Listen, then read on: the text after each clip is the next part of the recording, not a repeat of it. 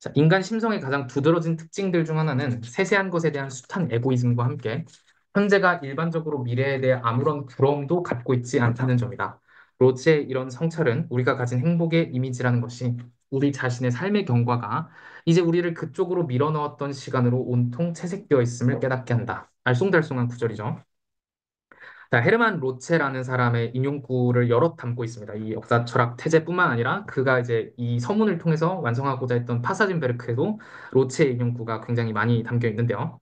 로체는 거의 아는 사람이 없지만 그 멜랑콜리한 어떤 형이상학자였어요. 그러니까 윤리적이고 종교적인 역사 철학을 표현을 했던 사람이었습니다. 이 로체의 글을 읽으면서 베냐민은 역사에서 진보 개념을 활용하는 것에 제한을 가할 필요를 느끼게 되었다. 혹은 이제 과학주의적이고 예측 가능한 어떤 역사적 세계관을 구축하고자 했던 대부분의 진보주의자들에 맞서서 멜랑콜리하고 낭만주의적인 역사관이 재도입되어야 할 필요성을 느낀다라는 것을 로체의 텍스트에서 알게 됩니다. 그 아이디어로 얻게 됩니다. 그럼 이 로체의 성찰이라는 게 이 큰 따옴표 안에 들어가 있는 게 무슨 의미일까요? 자, 인간이라는 게 어떤 심성을 갖고 있냐면요.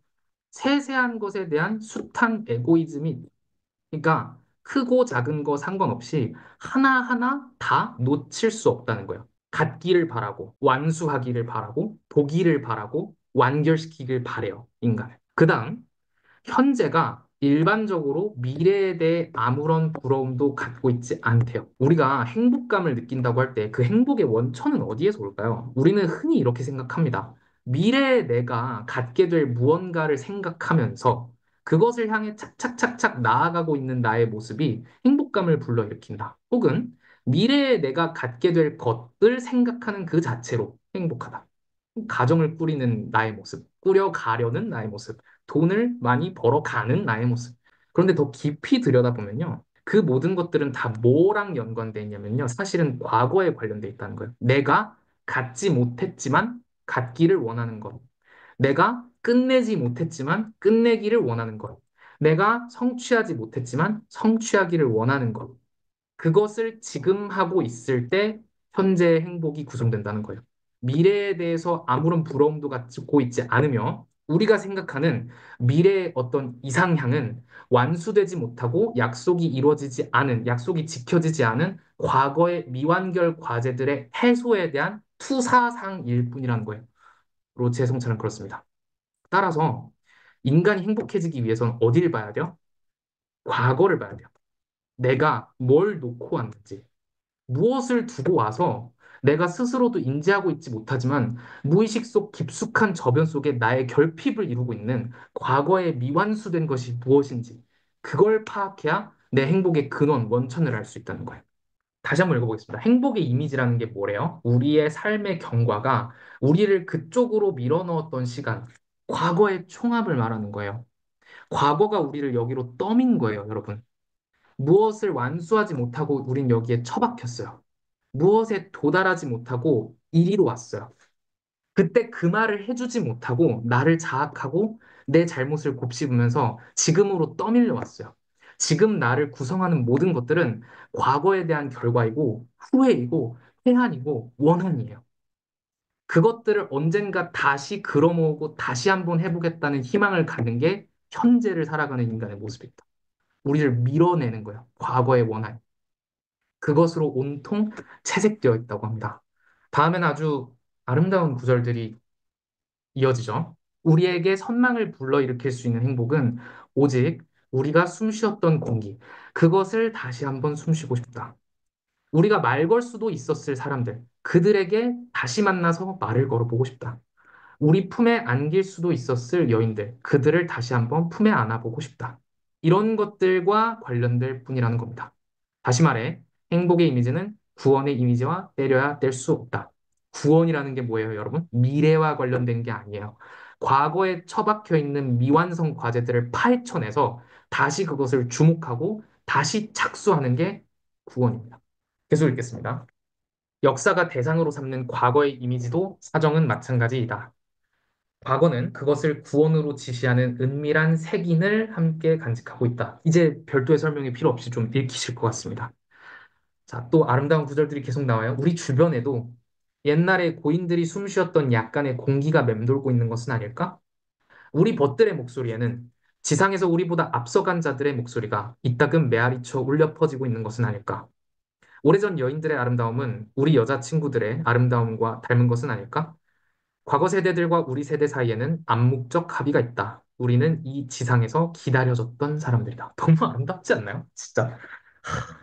자, 여러분, 저는 이 구절을 읽으면서 이게 저한테 개인적으로 갖는 시의성이 뭐였냐면은 한강 작가 글을 읽는데 그냥 베냐민이랑 공동 저술을 했다고 해도 제 마음속에서는 말이 될 정도로 한강의 작품에 등장하는 모든 영령들의 말검이 이거예요. 소년이 온다 다들 읽어보셨죠? 안 읽었으면 지금 당장 읽으세요. 소년이 온다에서 살아나서 말을 해요, 영령들이. 그리고 공기가 바뀌어요. 그들이 말을 할 때. 공기가 차가워지거든요. 그게 뭐예요? 옛날에 그들이 숨 쉬었던 억압의 역사, 파리한 공기들, 피비린내 나는 그 공기들이 소환되어서 지금의 공기로 퍼져 있는 거예요.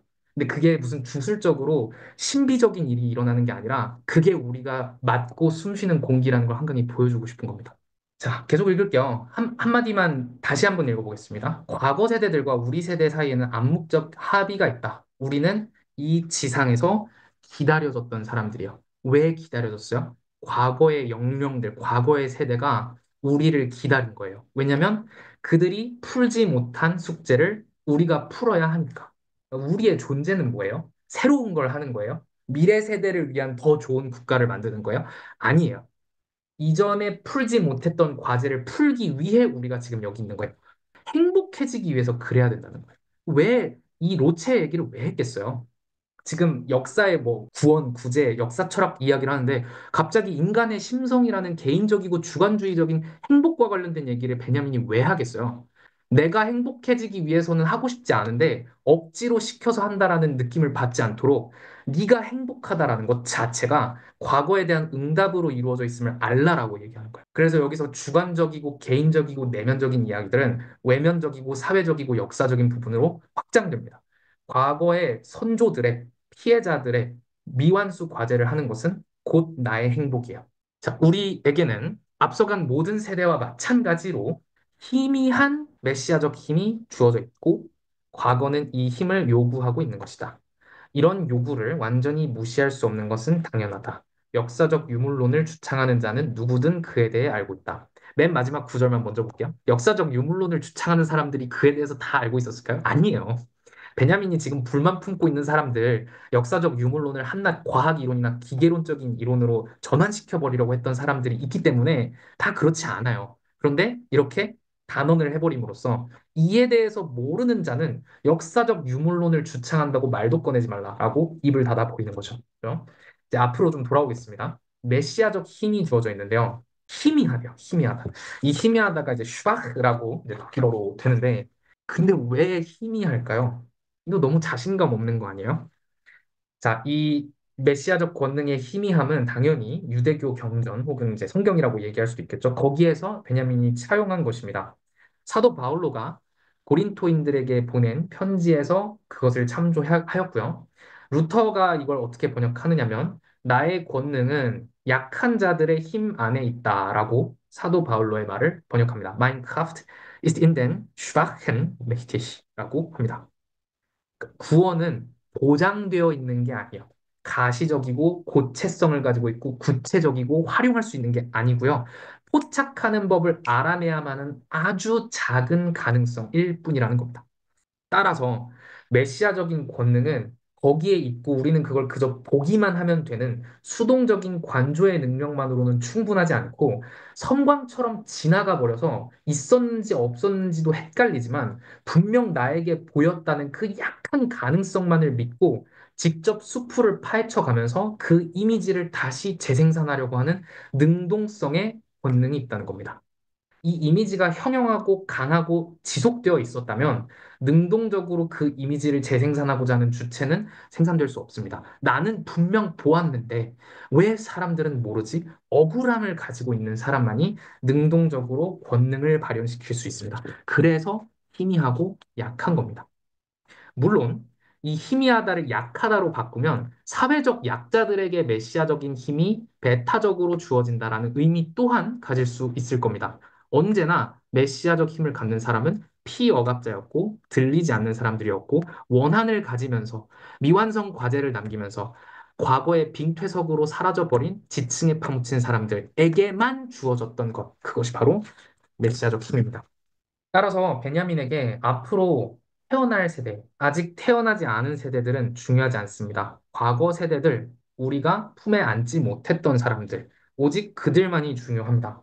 베냐민은 도래할 세대를 위한 전투라고 하는 고전주의적이고 부르주아적인 진보주의 교의를 명시적으로 거부합니다. 베냐민에게 중요한 것은 오직 과거와 현재의 세대들, 그리고 그들이 지금 바로 이 순간 만나고 있는 섬광과 같은 이미지일 뿐입니다. 우리는 과거로 퇴보하고 과거는 우리에게 압력을 가하는 이 순환 관계. 이것이 베냐민의 유물론적 역사 철학 혹은 유물론적 역사 신학입니다.